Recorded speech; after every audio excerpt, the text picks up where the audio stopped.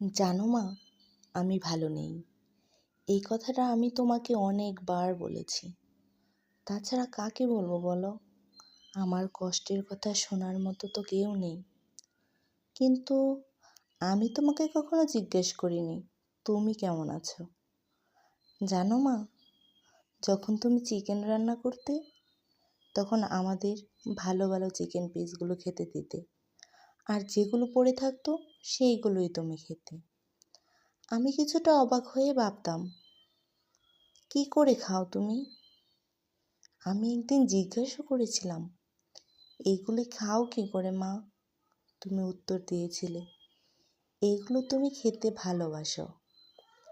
আজ বুঝতে পারছি কেন এগুলো খেতে ভালোবাসতে। কারণ আজ আমিও মা।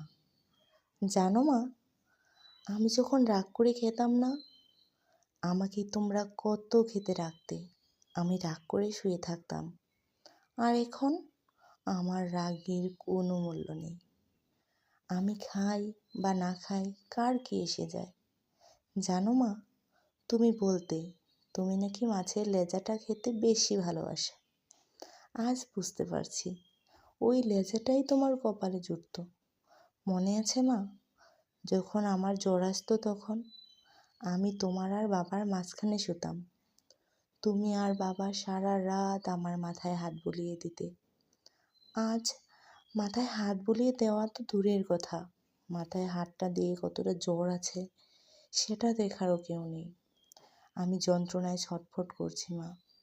এসেছিলাম তোমাদের ছেড়ে সুখের সংসার করতে। সংসার সংসার করতে এসে সেজেই রয়ে গেলাম। সংসার আছে, ভালোবাসা নেই। টাকা আছে, শান্তি নেই। সবই যেন কেমন প্রিয়ময়। জানো মা, ছোটবেলায় সবাই যখন বলতো আমি তোমার মতো শান্ত স্বভাবের হইনি, আমার খুব রাগ হতো। আমার গর্ব হতো আমি আমার বাবার মতো প্রতিবাদী। আজ সেই প্রতিবাদী মেয়েটা ধুলোয় মিশে গেছে। সবাই খুশি তো মা। জানো মা, আমি যখন জোর করে হাসতাম, বাবা তখন বকা দিয়ে বলতো মেয়েদের জোর করে হাসতে নেই। আজ আমি হাসতে ভুলে গেছি মা। এখন আমার হাসতে ভয় হয়, নতুন কোনো অজানা অশান্তির আশঙ্কায়। জানো মা, আগে যেমন সবাই বলতো মানিয়ে নে মা, এখন আমার ছেলে বলছে আমার জন্য একটু মানিয়ে নাও মা। মা, আমি কি শুধু মানিয়ে নিতে হবে? আমাদের কি কোনো নিজস্বতা নেই? আমাদের কি ক্লান্তি বলে কিছু নেই? আমাদের কি শান্তি বলে কিছু নেই? কে এই প্রশ্নের উত্তর দেবে মা?